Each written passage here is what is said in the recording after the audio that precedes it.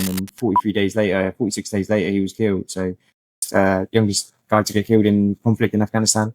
A guy that transferred out of the infantry. He said, "I'm not going there." Did you see that video? It was just rounds like landing in front of my base. I thought he was going to have my back. I thought he was going to. He said when I joined up, he was going to help me if anything happened and that, but it didn't happen. It took so much to say that I needed help from the military, because like.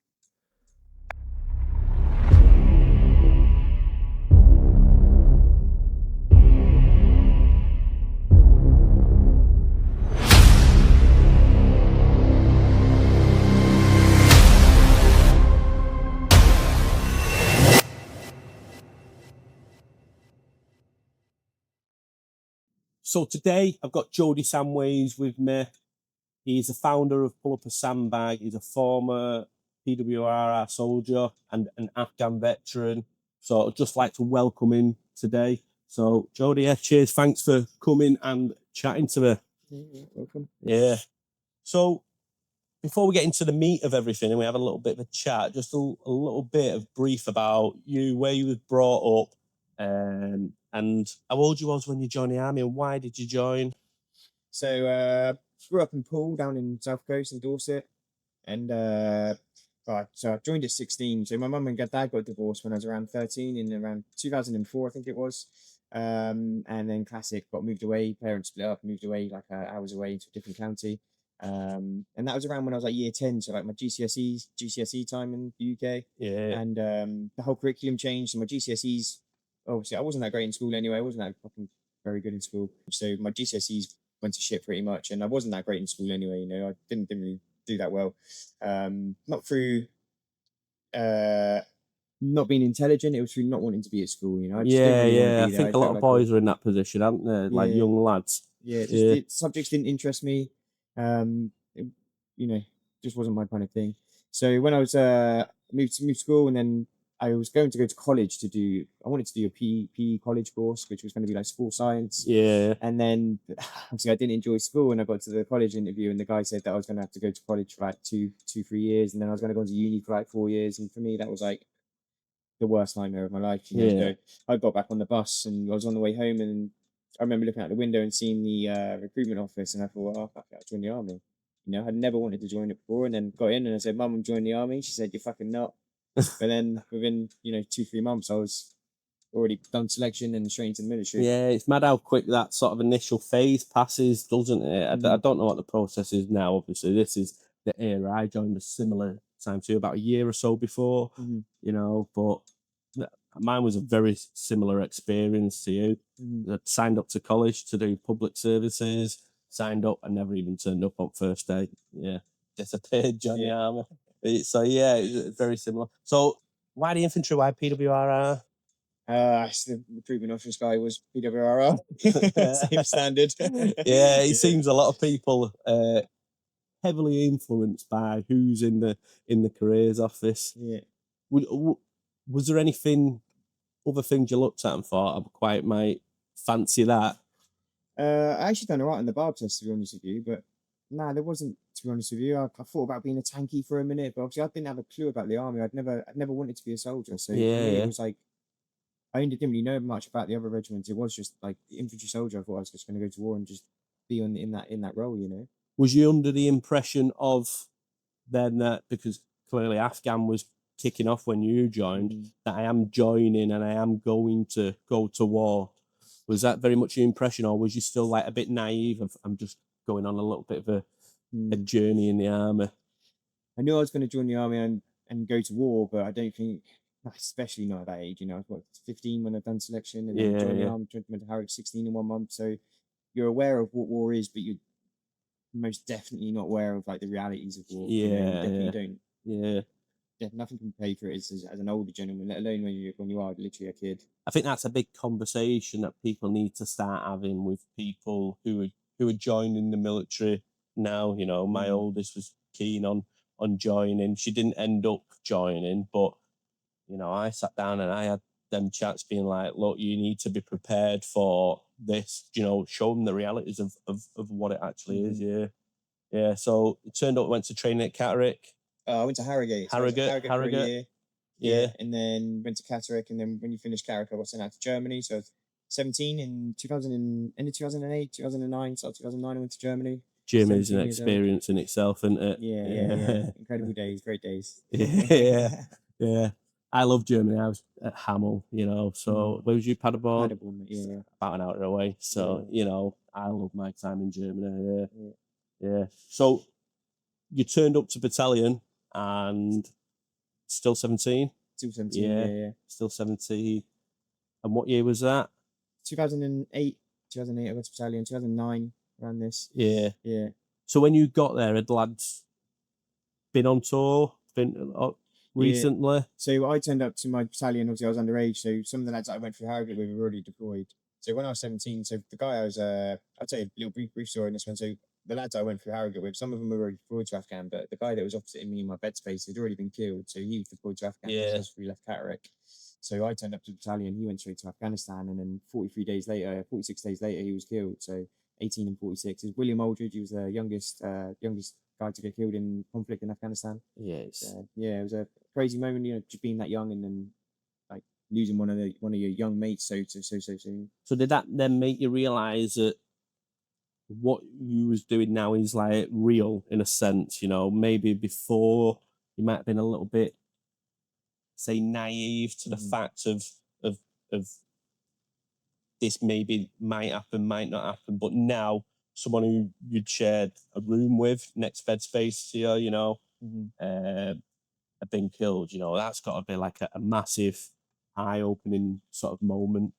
Yeah, it's one of those, like, we always like vision, like when before, I don't know about yourself, but before I went to Afghan, I'm sure it was, we have that visualization of us doing that role out there, you know, because we do that role so much as it is, so we know what it looks like, we know what it feels like, and then we try and put ourselves in that role. So then going from doing that to then having a friend killed out there to then putting yourself out there and maybe like visualizing yourself being there at that time, you know, and imagining that kind of thing, and then whilst you're doing that, you're preparing yourself, knowing that you've already probably been given your date. Like we knew like the rough time when we'd be going to Afghanistan. So it's like you got that probably know like a year and a half, 2 years out. So you're probably like in that mind prep of like for that long period of time. We're going there. You've probably got quite a few mates that have been killed over that period of time in preparation for deployment. Yeah. So you went to Afghan 2011? 2011. Herrick, Herrick 15. Herrick 15. So winter tour. Yes, mate. Yeah. So how was the build-up training for it, or do you think it was like sufficient? What you did was the people you worked with. Did you take a lot from them? Because clearly the infantry regiments were sort of on rotation, so a lot of them would have already either been to Iraq or Afghanistan or both. You know, so how did you find that sort of process, the pre-deployment and the build-up? So I went through Harrogate, which went, and a lot of guys that do go through Harrogate end up having, well, we've got a longer time in basic training. So our fundamental skills are like map reading and anything like that, you know, tend to get a little bit of a high level. So when I turned up battalion, I'd done a couple of years in battalion and then got through some really good courses. And I was a good soldier as a private soldier. So I got pushed to go into my Lance Corporal course before I went on tour. And for us, I'm not sure if it's the same with you guys, but when we get promoted, we have to change company. So the company I turned up to as B company was, and I went from there at 17. So I spent 3 years in that company, 3 years in that company, and then I went just a few months before. I think 3 months before I went and done my Lance Corporal course down in Brecon. We do 2 months down there, and then I come back, and I think we only had like a month and a half before we went on tour, and I got sent to a whole new company, which is something that was difficult to deal with before going down. Like I didn't really want to go down on the course before we deployed, just simply because I believed in my skills that I could deliver as a junior NCO, but it was the guys around me, as you said, like, you know, I went through all years and years of training with like B company guys. I trusted them, I knew them really well, like on a personal level and a soldier level. But then to be sent to a whole different company just a couple of months out as a young junior NCO, 20-year-old junior NCO, you know, and then going into a section of guys that have deployed, older than me, and being like their 2IC or their multiple. It was difficult. So I only got to do one exercise before I deployed on the tour. So I went from 2 months in Brecon, and then I went and done like a month exercise in Salisbury, I think it was, and then it was straight on ops. Yeah, so you didn't necessarily have that like cohesion where you felt like in with a team. Whereas if you would have gone with your old company, you know, you already know everyone, you know most people's strengths and weaknesses and all that sort of stuff. What what was you expecting, like, Afghan to be like? Did you have like this preconceived expectation of what you thought it was going to be, and sort of how was it actually in reality different to that?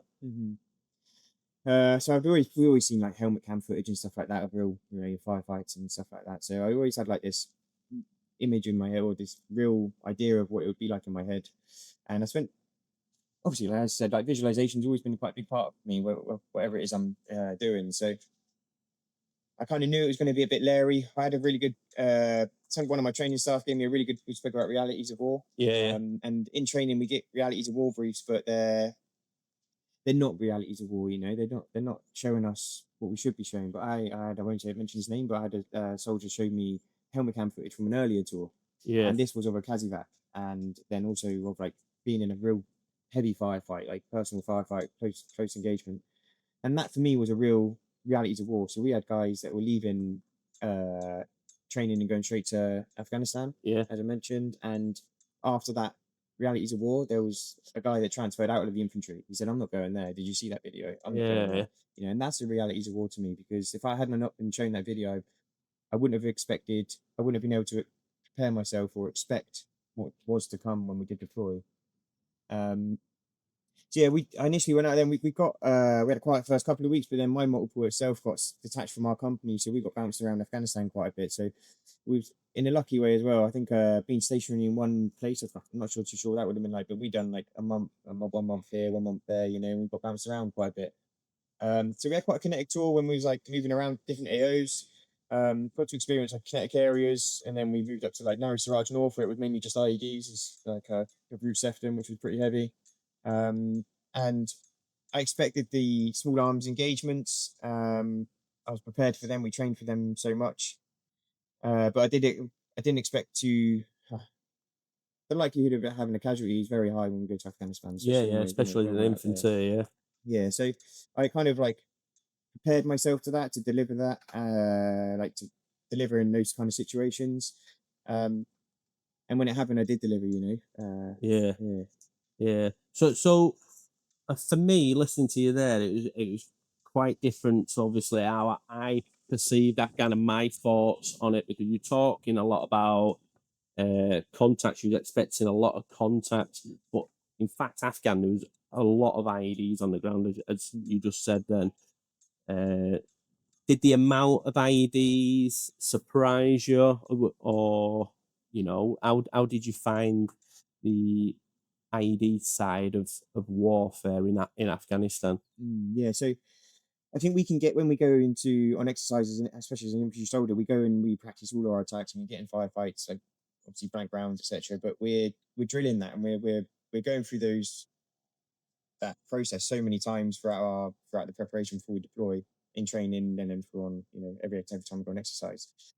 And you can do as many Kazivacs as you like. You can do as many Barmer lanes as you like. But when you're in the real thing, it's completely different to small arms engagements and IED, because the small arms engagements, we're used to it. You hear the crack and the pop, and that's it. But when you're searching for something that's invisible and you can't see it, and your point man, for me, I was just like two men behind. I had my point man, and then I had another like a cover man, and then it was myself at front of the patrol. So seeing the point man go through that every single day, and him having to clear it, and seeing him maybe sometimes stop and take that step back, and just physically having to take that condor moment and have a breather before he continues searching, and putting, not necessarily putting them in that position, but for me, I always had like a switched on lad that was, you know, okay to go up there and do the job. It was going to be safe enough for the guys behind us to Yeah, follow on, yeah, yeah, because a lot of guys think, "Oh, just put your nose bloke up there," but for me, that's what a silly idea. yeah, Why would yeah, you put your nose bloke up there with least yeah, experience? You want a switched on guy there where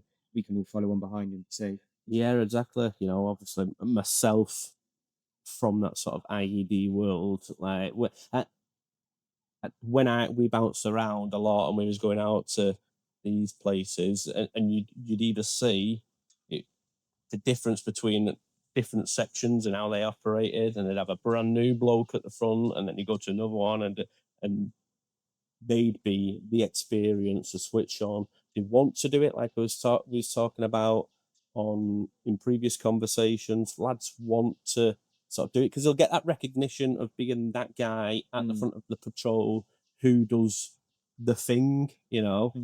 So yeah, it's good to hear sort of like your thought process behind picking the person to go at the front. Did you work with Brimstone call signs quite a lot, or did you have many dealings with them? We called you guys out a couple of times, but that would be like we'd be out on patrol, finding IDs, and line, and then you guys would come out. We'd wait for maybe 10 hours for you guys to get ready and come out. Yeah. Mate, listen, I know full well I've been on the receiving end, and from getting the call to getting to the task, and obviously even by the time the call gets to the ops room and gets given to us, it's probably I got asked recently. That's funny you brought that up, because I got asked recently, and this was on a podcast. What did the infantry think of us as search teams? And my answer, and I'll ask you that question of what you thought of us in a minute.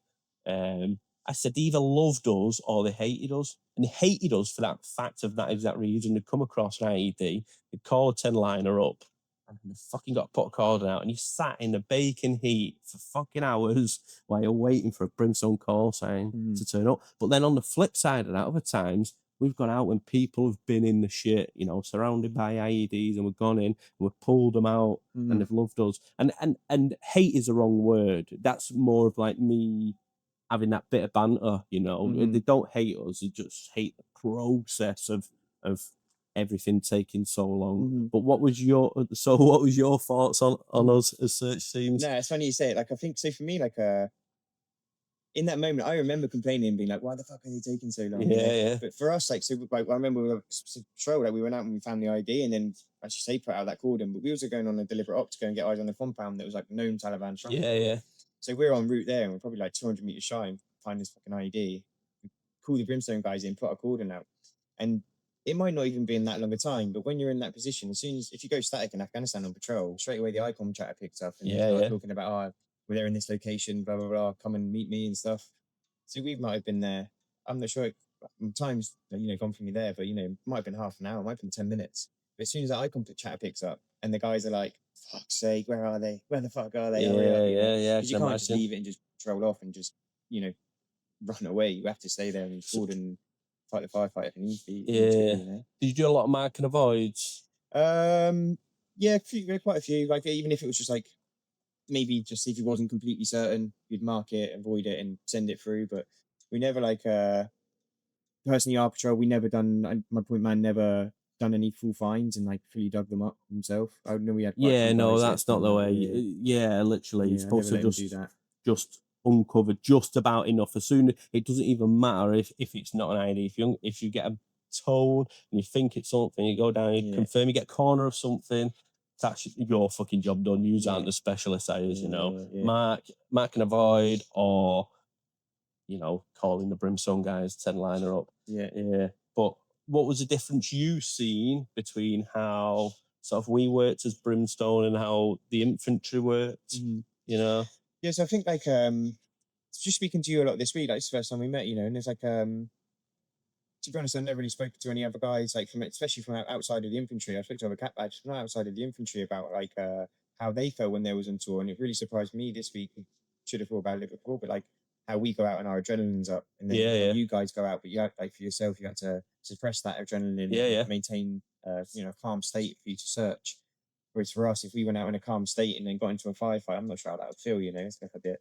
We kind of like our adrenaline's up before we go out because we kind of know we're going to look for that firefight. We're going out on a deliberate op, which is going to purposely get us engaged to then have some AH come in and get engaged. So it's it surprised me a lot this week. And even when I was out there, it doesn't matter how long you guys took to come out and see us. So come out and after the 10 line has been sent, the job you guys were doing out there is there's nobody at all that could say anything negative about it, because very, very few blokes in the world have big enough balls to do it. So I didn't have enough balls. I wouldn't have the balls to go and do a search team. I wouldn't want to do that. So I don't think a lot of people would want to, but I think when you're put in that position, I think you do it and you adapt. So like you're saying, I wouldn't have done it. A lot of people say that, and I don't think that's true. I think you would have done it. You'd have probably done it very well as well. Do you think that comes down to like what we spoke about earlier with guys wanting that bad job and like wishing for those Yeah. big contracts It's and bragging top rights, tours. isn't it? I think ultimately, and as much as people might not understand that, lads do silly things, and this isn't just military lads. This is lads everywhere. They'll do silly things just to sort of get that attention and that bit of laugh, and to say, I've done this, you've not done this. So it's that competitive edge that a lot of males seem to have. Yeah. So I think that's what that is. Yeah. Yeah, it's weird. Now, if I went on tour now, they said, "Oh, you're deploying next week," a good tour for me would be a completely silent tour, no Yeah, engagements, no IEDs, Yeah. nobody gets hurt, we all come back, maybe very bored, extremely fucking bored, Yeah. and I'm sure they are, but that for me is a perfect tour now. Yeah.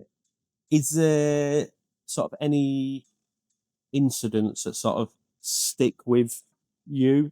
Yeah. Yeah, so I was diagnosed with PTSD in 2019, but before that, obviously, I come back in 2011. And I struggled a lot when post-operational tour leave. So my platoon sergeant got blown up on the 31st of January 2012, and he resulted in a double amputee. But I was the lance jack in that multiple, so when he got blown up, I had to step up as commander and run the Kazivac. Yeah. And not that whole thing stuck with me, but there was just a few snippets, like just before we put them on the heli. They teach us to cover their mouth, like cover their airways, so like the dust doesn't blow up when they pull the shit from the heli.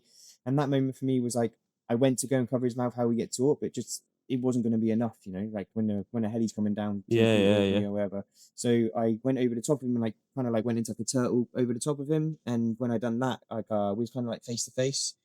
And it was that was for me like just his face was kind of the image was stuck in my head for years and years on end. There was a few moments on tour like got caught on a tree. I had a Valen across the top of my day sack. We got engaged and I went to roll into a ditch. I sat next to my interpreter and I had my weight on the back and he didn't. And then as we got engaged, there was like some guy just fucking shot at the floor, like towards the interpreter. He come over the icon that he was going to shoot him. And then he, bullets were like coming straight towards us as we seen him. Like we both got up, we both turned the same way and we bumped into each other because I had my weight on my back. I ended up falling back onto the floor and I had a Valen across my day sack and I just knew I had to get into the ditch. So I started to roll. I rolled into the ditch, but my Valen got caught onto the top of a tree. Yeah. So as I'm starting to fall in the ditch, I'm like maybe like half in it and there was just rounds like landing in front of my face and I could feel like the dirt hit my face. And in that moment, it was just like I just squeezed really tight. I quite often related it to having a nightmare as a child. When you get scared as a child, and you just squeeze tight, and you think, "Oh, it's gonna go away in a minute." It's like that kind of moment, And I kept like, so when I come back, I found myself having the flashbacks of Jay's face, and then I'd wake up often, and then wasn't having like real like long nightmares. I'd just be stuck in that one position where I'd be like holding myself tight, like squeezing tight, and I'd wake up just pissing with sweat, etc. And that was when so I buried it quite deep when I first come back from tour. I struggled with it a lot on pottle, but I think when we go back to the military, we're back in our natural environment for us. So we feel comfortable, and I felt like that was my ability, where the ability came from to me to bury everything so deep. And then around 2015, I was still serving, just come back from Catterick as towards my end, Catterick as a full screw training instructor. Yeah. And it was just still there. It's always in the back of the head. Well, it's always like this dark cloud over the top. I was never myself since coming back. I always had the before and after feeling of that numbness that you spoke about of after we compartmentalize all of our feelings and just not being able to switch them back on. That's where for me that before and after feeling really came from, of having my emotions froze. Like I'd look at my girlfriend or look at a family member and I know how I used to feel about them. And it's just not being able to pull those feelings up to the, up to the top as such and show them real. Felt like I was always kind of like acting the emotions that I remembered to the people that I loved. And then eventually it just became the point where you can't act anymore. And then that's when people start to notice that change. And then you start to feel like that burden and people start to walk on eggshells around you. And that will come when I transitioned out of the army. So is that what made you leave the military, do you think? Or was it something different? No, it definitely had played a part. It played a big part. I went back to Germany after Catterick and I was like, I was drinking a lot. I was fighting every time I was out and drinking and that. And then I went back to Germany and I was only like, I was still quite young, I was still like, 25, 26 years old, and joining at 16 and then being 25, 26 and having those real serious struggles. I always knew that when I left the army, it was going to be difficult as it was. Yeah. So then I felt like, staying in definitely didn't want to do another tour at that point. I definitely thought like, I'm not going to go back and do another tour at this point because I was already struggling with what happened from the last tour. Yeah. So I didn't want to like, push everything down deeper and then just pile anything more on top of that. So I thought I'd leave and, try and make something of myself in Civvy Street. And the main thing was to go and get help. I did try and get some help in the army. I went to see a psychiatrist over in Senalaga. Told him I was having nightmares and stuff. And I think I had 3 sessions with him. And he said to me that he was going to send me to go and get CBT therapist to get anger management. And I said to him, what about the nightmares and stuff and that, and he just said like nothing. Like it's just, I just felt like I wasn't going to get the help that I needed. So that was also like a real big push to make my exit. How did you find that process in the army? Was it shut down or was it helpful? It took so much to say that I needed help from the military, because like I felt like I had no limit on my career because I'd done so well so early on. Yeah. And I felt like I had no limit on my career, and I didn't want to say that I needed help because as soon as you mention that you're going to get downgraded, you can't handle weapons, can't take ranges, and that was me. That was my whole role as a full screw in the infantry. So when they say that, when that happens, and then you actually ask for help, and then like that shit situation happens, it's kind of like takes all that away from you. Yeah. You're kind of like, I thought he was gonna have my back. I thought he was gonna. He said when I joined up, he was gonna help me if anything happened, and that, but didn't happen. Yeah. So, how was your initial transition from the military? Was it a good one, do you think, or? No, it wasn't. No, and I didn't really have a clue what to expect in Civvy Street. Like you said about expecting what to expect. I knew more to expect from Afghanistan than I did from Civvy Street, and going out to Civvy Street was just just a whole new world to me. I initially left and done a locksmith course through CTP, which I immediately regretted. And I spoke about it the other day to somebody, but as much as like it's on us to make our decision and make our plans, like if you hadn't experienced Civvy Street and maybe it's not at the front of your mind to think about the different environments that you're about to enter. So going from being a full screw and flat as a training instructor to then leaving and being a locksmith who is on call all day, hasn't got a set wage, you're never sure when your next call is going to come. It might be 2 a.m. in the morning, it might be midday. It was just a real completely opposite lifestyle for me. I went from being surrounded by blokes to going for lunch with them 3 meals a day to then being sat in a van on my own, not having a clue what to do, not being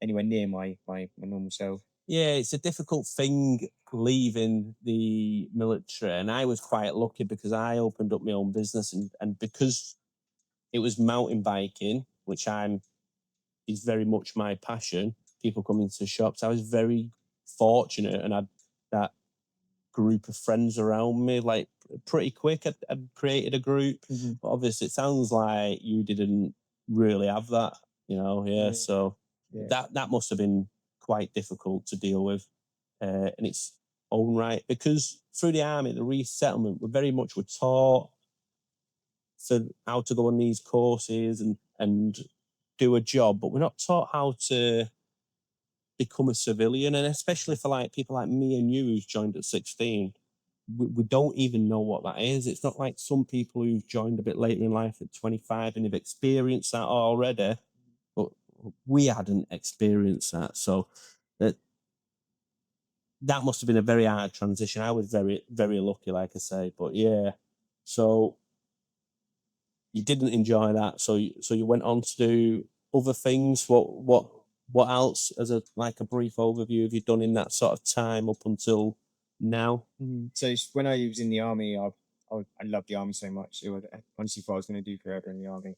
I was really green. I was so keen, and I said to myself when I left that I wasn't going to accept doing a job that didn't give me the same passion that the army gave me, that same drive. And a lot of people, that sounded crazy. So when I did leave and I'd done the locksmith, as soon as I realized I didn't enjoy it, I left. And next job. I've done an awful lot of construction jobs. I've done like flat roofing, window fitting, door fitting, driveways, done lots of construction industry jobs. Construction industry is good, but the blokes are good. I think it's good for a soldier. Veterans can fit in a little bit more on construction sites because it's like, a lot of guys around and there's a lot more banter on the construction site. But ended up doing a sales job, which was a little bit. I enjoyed the sales job. It was good energy and stuff, but it felt a little bit off to me, like morally. Like there's always a little bit of sneakiness in sales, and for me, that's just not Yeah. part of me. Like not lying to a customer, but maybe like there's things that might be a little bit hidden in something in order for them to agree to a meeting or something, and that for me just didn't align with my morals and my values. So I ended up leaving that, and also just like making the shit jokes that we make as soldiers. The dark humor. They don't fit in and around civil. It's like in that Yeah. sales Oh, room, in mate, a team yeah. of 20 salespeople, it doesn't fit in, and I pretty fast found that out Yeah. pretty quickly. Ended up in the director's office, but the director luckily was ex-military, like 22-year Royal Signal. So he what did you do this time? Yeah. That kind of thing. And but it took me a long time to. I always knew that helping veterans was my passion. I kind of found that out like pretty quickly after going through my struggles, and then we had a couple of lads commit suicide back in 2017 for my unit, and we had like 3 or 4 like on the bounce that commit suicide all within like a couple of months.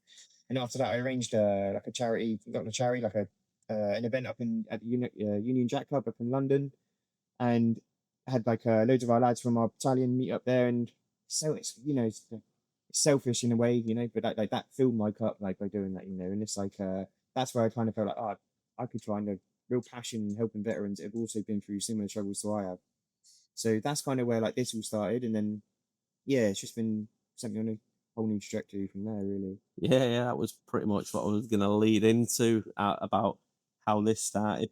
But I think you're saying it was pretty selfish of you with the Union Jack Club for setting it up. I don't think that. You've done something. You've gone off your own back to set something up. People aren't obliged to turn up. People will turn up if they want to turn up. But when you're doing these things, I think it's also important that you take something out of that experience as well. You take happiness from helping people. That's a great trait to have. So I wouldn't ever feel bad about doing those things, But yeah, let's move on to Pull Up a Sandbag and sort of where the idea come from. Where did the idea initially come from, and then what sort of made you make it a reality? So I always knew I taught a peer-to-peer support course from like 2020 to 2023-ish. I helped out on a peer-to-peer support course, which was a few of the things that we've done this week, but mainly some other stuff that wasn't involved. So I already knew I had those skills that we'd come from that course, and I knew that I wanted to help veterans. And then being in Thailand, and I had a real bad knee injury like about a year ago. I blew my knee out and had to have an operation. So I was bedbound for like 2 months, couldn't walk or anything. And then being in those moments and like really I think it's mainly just like being in those moments, boredom, suffering, like in those moments where you're really struggling. And I think that's where like the ideas came from of like, I definitely felt like I needed to do something with my life, and it needed to be something that was impactful and something that definitely helped veterans out. And obviously I've got a great knowledge of this area, like in Thailand. I've been here nearly 4 years now. And this is the place where I found peace when I first came here in 2014 from my travels. And I just knew that bringing veterans here, putting them in a space where they can, there is no therapy on this, there is no clinical side, but I knew that just giving them that space and just putting them together is where the magic's going to happen. So Yeah. So it's funny that you say there's no therapy. So there isn't in that sort of a way, but as a byproduct, I think it's therapeutic as a byproduct of what we're doing. So it's sort of organic. So going on these trips, sitting down, doing the Lego. People who don't know, effectively explain what the Lego sort of type thing is. So we just use Lego, and we just get guys to basically just build something, build a model in which they're able to then talk about it better rather than asking a question, and then guys sit there and think about it in their head. They're able to be a bit more creative, and sometimes build a model, and then they're able to explain the model, and then they're also able to break it down at the end of it. And it doesn't have to be any kind of deep questions, like we've done around like goal setting and stuff like this, which is like real life skills that we get to work on. And it's just a real great tool to allow guys to go around, speak about their model, and then see the difference between how guys view things and how guys, build their models, for example. Like everyone builds completely different. Yeah. I remember the initial one. You was like, build a duck and tell me about your duck. And I thought, what the fuck are we doing here? But the Lego sessions have been my key takeaway from my time here. That's had the most impact on me as a person. Like we spoke about, listen, we've done amazing trips while we've been here, once in a lifetime opportunities, and I'll forever be grateful for them, you know. But my key takeaway is that. But this retreat, clearly, you've helped a lot of people this week, and like we're saying, that therapy has been a byproduct of being in this environment, doing these trips, doing the Lego, and that therapy has happened on like a micro level in the minibus, in conversations, people speaking to each other, just sat outside having a brew, you know. So yeah, it was interesting to say it's not therapy, but it has become therapeutic almost for me. So yeah, a massive thank you for that. But with this, what have you seen and what have you noticed this week? Because this is the very first pull up a sandbag. You know, this is the very first one. It's not been done before. You know, so what have you took away from the experience? It might sound a bit like full of confidence, but I kind of always knew it was going to work because I know how well soldiers click as soon as they turn up and put them in that space together. You know, like as soon as we get together, even if we don't know each other, like you've seen it. Like none of the guys knew. Some of the guys knew each other, but you didn't know any of the guys. I didn't know a single person. And then now. the first day, like, how did it feel for you? Like the first day? Yeah, it's sort of like you know, when you go into a course and you don't know anyone and you all get shoved into a room and then within 10 minutes people are giving each other shit. Yeah. You know, it's exactly like that. And that doesn't happen in other jobs. It might do to a little bit of an aspect, but like for me, like when I've gone on into other jobs, I've never been able to replicate that going into other work environments straight away. And I was a little bit wary of coming out, not because I didn't think soldiers would click, but because I was the only engineer and the rest of us were infantry, you know, and a bit like, how will I be sort of perceived and stuff like that. But for me, I was very welcome straight away, and like literally, because I got here late, and because my flight got delayed and stuff, I literally opened my curtains, and you know, Jonesy was walking past. He was like, "Hey, come over straight away," and it's like, you know, chatting to me straight away, and ice was broken. So yeah, it's amazing how quick we adapt to sort of each other, and we find that sort of common ground. It's really good in it. Yeah, I think. Yeah. So that, for me, just confirmed that was going to work this week. I knew that was going to happen. I knew that was going to take place. I think one thing I really did take away from this week was there's got to be happiness and joy, surely, you know, of like, it's got to make you feel good about yourself as well. You know, you've put this together and you've seen people develop over a week and become much more confident about who they are. You know, they know the strengths, they know the weaknesses, you know, they've been able to talk a bit more, you know, that's got to be like a good feeling for you. Yeah. More makes me feel good that I know you guys are going to go home. Like I know a lot of guys have actually made the decision they're going to go and make some certain changes. You know, that they come up with themselves. Not even like we didn't. Nobody said, "Oh, you should go and do this." That's something they said, "Oh, I should probably go home and do this and change this about myself." You know, and that's like that's incredible to see because like that's just a man being completely honest with himself, looking in the psychological mirror and being like, "I need to do this to change myself in order to be a better version of myself." You know, and that's the goal of this. Is just like we all deserve to be such we all deserve to be the best version of ourselves, but maybe like after all of our common experience, that we all have got, relatable experiences that maybe there's certain parts of us that we do need to consistently work on, something as small as like just getting your routine down, like guys, we don't think about it, but when we leave, we had so much routine in the military, and then when we leave, we don't have that routine. So, just like little things like that guys go back and maybe they change those small things, and hopefully our families feel better for it, and because we're better people around them, we're no longer like feeling like a burden because our families aren't walking on eggshells around us because they're not scared to upset us anymore, or like we're able to maybe even just have a conversation and just let somebody know that, oh, I'm having an off day today, and then then maybe your wife's like, thanks for telling me. At least I know, so like, I'll give you some Yeah, space, or maybe we can talk about it later on. And rather than just being that, I think a lot of us can bury it up and then we become what appears on the outside as moody or disconnected, but we're not. We're just not too sure what's going on in the inside, you know? yeah.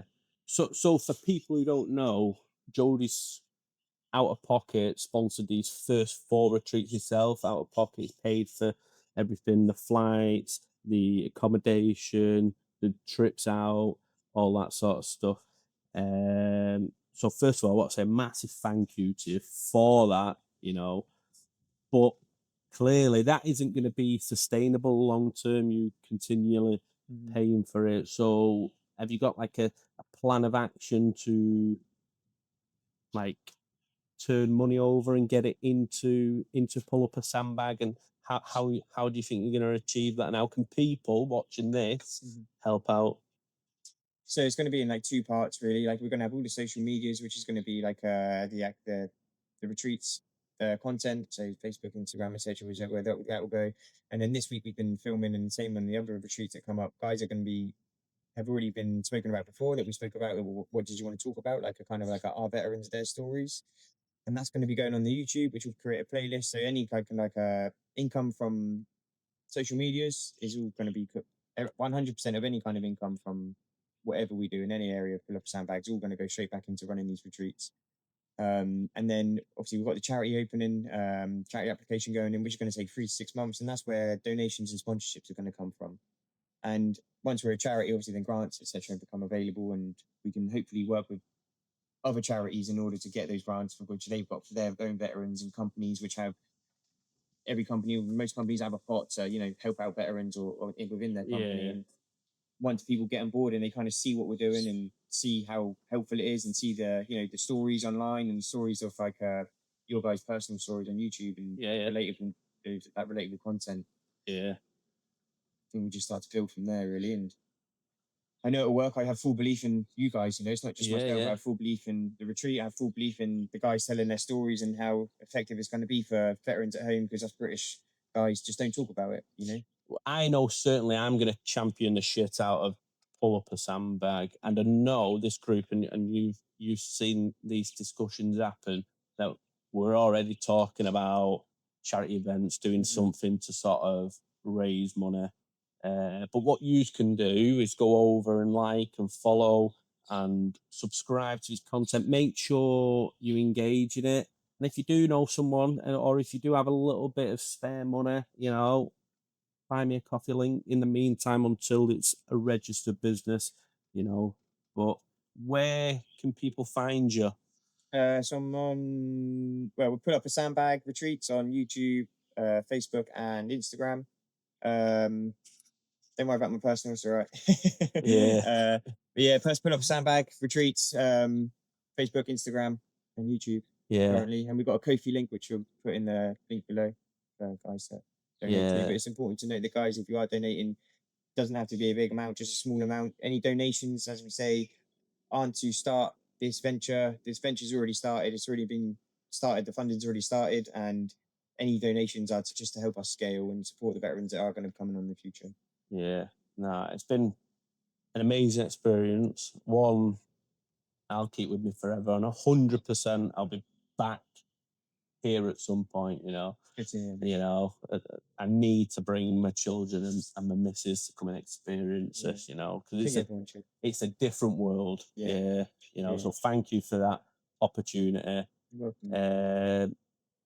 How are people able to sort of potentially get involved?